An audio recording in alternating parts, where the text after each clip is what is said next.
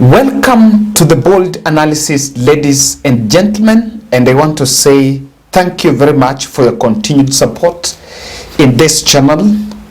I started this channel on 29th of December this year, so last year rather. So we are now turning, I think now our 8th month, or rather 7th month. And I want to say special shout out to Tabitha Osamba Oduor. She's been supporting this family and the whole family, supporting this channel with the whole family. Asante sana, and may God bless you. There is a clip that has emerged of Aden Duale speaking with someone who appears to be his close confidant. The 2-minute clip is one that is recorded perhaps in an altercation where Aden Duale seems to be very hungry or angry with a man who is stabbing his back. I saw the clip has been trending for better part of last night in social media, and Kenyans drew their attention to the fact that the young man that Aden Duale is referring to in that clip was being threatened that they can even take his life. While I see it as a two people affair, but there is just a lot from it. And without much ado, I want us to listen to that 2 minutes 20 seconds clip. Then after that, we'll try to break down what exactly is playing out and draw some political interpretations to such audios. I know that at this time, it is a political season, and everything that happens have some political significance. So let's listen to that audio here. My friend, go fuck yourself. Sorry, bro. No, go to Bari Hussein, fucker. Oh. Who you? The man of officer UDA. You are with me that day? Akabila vijana man. Mimi nikanyamaza. Hapa ni wewe ndio usipiti. Huyu mtu mimi sitaki. Mimi I am ready to go to court. Anaingia Facebook, amekupatia how many Facebook? Live. Zote anaingia live, anatukana mimi. What is this guy? Sasa hata mimi nashindwa hapa. Bro. No, sitaki mimi bana. No, mimi ni kiongozi bana. Mimi ni ndugu yako, lakini hawezi kunifanya hivi bana. No, hapana. Hiyo aibu yote nilikuwa naficha. Anakuja anachukua pesa yangu. Harusi mimi nimemfanyia. The woman is cruise every night. Hiyo moyo mali yote. No, I'm telling you, anasema kweli. Na mimi sikia this year. Yes. Karibu mwebusi. Na mimi siwezi kuja kwenu. Siwezi? I will deal with him. Siwezi? Kuja kwenu. Mimi ni mwanaume niko na vijana. I will deal with this idiot. Mimi Duale, I will deal with him. Huyu mtu mimi sasa I can't be your enemy. Sikia my friend. Sikia. Nimenunua visu. Bro, sivyo. Hapana. Unajua mimi na yako kwa rika moja. You are my leader. You are my leader. Tutakuweka visu. Sorry. I really apologize. Mario mshadaba kabut. Alikuwa dawada kabut. Ura marno. Kumarno iswas wala bidina ukali. Apo arhanaka kakina burata. Apo. Kwani wewe unafikiri my friend, let me ask you, ukikuwa na nyele rasta tutakunyoa. Tutakunyoa ukiona tutakunyoa sisi itao. Iko vijana. Now, if you follow that audio, there's some open pointers that you can see. Number one, the person Aden Duale is talking to seems to be someone who is his relative, because I think anamwambia brother. And they have, because in that audio he's calling him the brother, and the guy is telling him, you are my brother. Number two, Aden Duale is saying that this man, I think, was going to Facebook page and abusing him. Probably there are political undertones to that. And he went somewhere. There is a mention of the UDA, where I think Aden Duale went to open a UDA offices somewhere, and something went south there. Something did not go right between him and the gentleman he's referring to. So you can see, number one, if this person is his brother, then they seems to be reading from different script. Maybe the brother is pro-Azimio, and that is why they are antagonists with Aden Duale. That is why I see he's saying that nilipoenda kufunga offices za UDA. So that means the guy did not go well with with Aden Duale's decision to open the UDA offices. It has some political undertones, but what has really surprised me and honestly really scared me is Aden Duale speaking on record saying that I have boys. You know me, I'm Aden Duale, and I have boys, and I have boys who can deal with me, who can deal with you.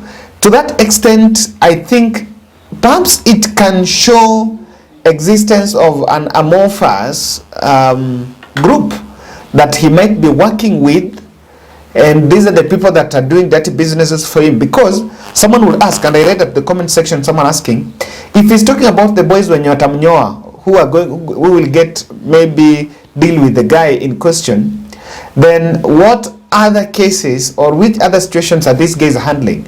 Are they people that are just put amorphous somewhere for such monkey businesses or some dirty things that are supposed to be done?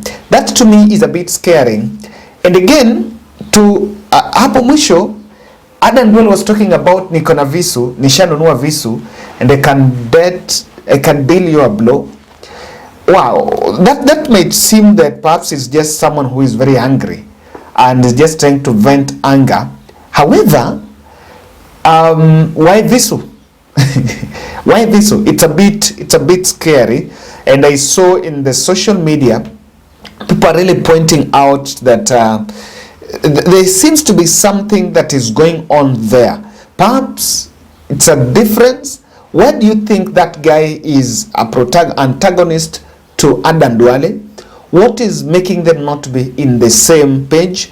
That is something that, of course, we cannot unravel in this analysis. However, I wanted us to try just point out, if this clip is going to be judged in the political platform, then there will be a referendum against Aden Duale.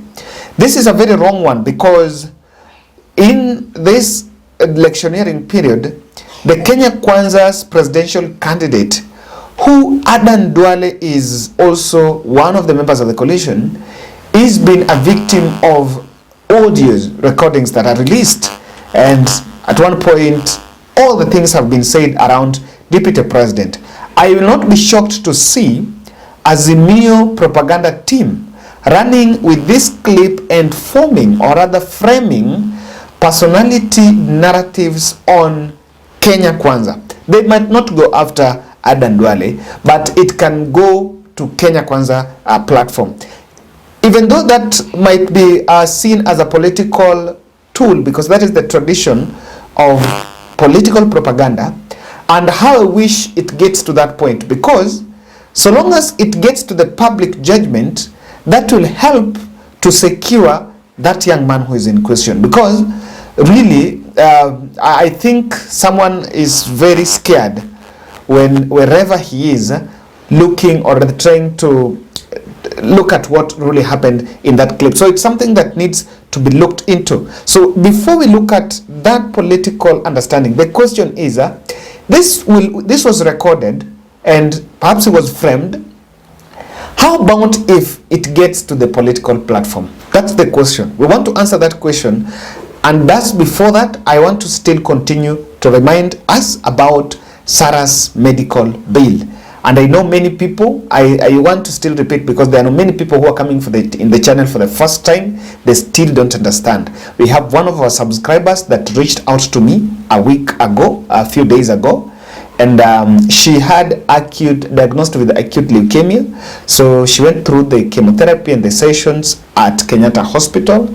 She's now getting reprieve, and she was actually discharged a week ago, but that has not been so much easy for her to live because of a medical bill that inflated to the tune of 1 million. So from us here, some of the subscribers now challenged me that we can do at least a 50 shilling challenge for Sarah, and we have a conviction that in the next 3 weeks we'll be in a position to pull that, and we'll all go to Kenyatta Hospital and remove Sarah there, and we'll all celebrate. On that note, on Monday, if you're within Nairobi, I'll be visiting her again so that we can also take some videos to share. So if you're within Nairobi and you can escort me, we can go. Time ya kuingia is around 7, is 1. So we can go. We can link up through my number and we help. Now that 50 bob challenge, at least 50 bob challenge, is directly in my number because we want to collect it as Team Bold. 0710 62 78 89. I also encourage some of us, you can also reach out directly to Sarah. Her number is 07 16 357 360. Just share a word of encouragement, and also you can also channel contribution to her directly. Now, I see this clip. This could be used to propagate the untamed anger on Kenya Kwanza, because their political rallies has witnessed what many have seen as anger from the deputy president to his allies and everyone. So just this is more of a personal thing. It's more of a private altercation. But when it gets the political scene, it can blow out and it can explode. It will be used to revive that untamed anger. So sometimes I normally say, I think for politicians, they must always know that whatever happens behind closed doors, when it gets out in public, it's going to be put to different scrutiny and different understanding. And of course, as a politician, you always have enemies around you.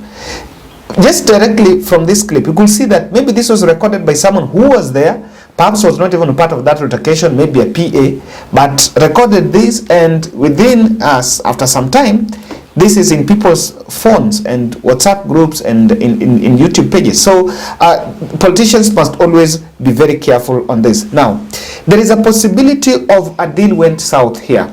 If perhaps this is the brother, you would then ask, where do you think they are fighting? Where do you think they are at wars? This might be that there is something they were supposed to do together, or there was a pledge, there was some binding deal, and things did not go well. That is what could be bringing, because the point is not on what is said on this clip. The point is Aden Duale is referring to this guy has been haunting him for over time, despite the fact that alimsaidia mpaka anasema alitoa pesa yake ya harusi. So this is something you can always interpret deeply and see there is a possibility things not going on here well. Now, knife threats can be used to frame Aden Duale as someone who is someone who can assassinate someone. I don't know, I'm trying to get the best word here. And Aden Duale comes from Garissa. Garissa is one of the places that has been experiencing Al-Shabaab attacks. Not Al-Shabaab attacks, but of course that friction with the militia from the other side of Somalia. And as a leader from that area, I think he should be an embodiment of peace. He should be an embodiment of brotherhood. That is not seen in this. And someone listening will ask, oh, why knife? And you know, there have been a lot of knives associated with the domestic wars. By the way, if you don't know, a knife attack is associated, directly interpreted and understood as domestic war. So this is something that must be seen and really understood keenly. It is a political warfare, and the political warfare is pitting Aden Duale and someone who, according to me, is an Azimio affiliate. That is why the issue of the UDA, when I went to mention UDA, is this, and I think Aden Duale is also saying mtu anamtusi anaenda live sijui anamtusi, or following him in Facebook page anamtusi. How is that affecting him? Maybe this is someone who is decampaigning Aden Duale. Remember sometime there was a report where Aden Duale was in Garissa, I think with Isaac Ruto, with William Ruto, and he was nearly undressed, if you remember, by a gentleman. So if he's getting really rattled with this, you can understand where he's coming from. And it seems that things are not so much conducive as far as Garissa town parliamentary rerun or re-election is concerned. And there is call for things to be put in order. Ladies and gentlemen, audio analyst can also tell us what you think about that. And thank you very much for listening to me. Let's continue supporting Sarah. I'll keep on repeating. I repeat because there are people who are watching our videos for the first time. And please subscribe. I need to explain how to subscribe. If you're using a TV, make sure you sign in your Google, your Gmail. Then click hapo kona utaona a red knob inaandikwa subscribe. Just click that and it doesn't cost anything. There is no deduction. It's an email address. There is nothing you pay for an email address. So subscribe and let's build this to big and bolder.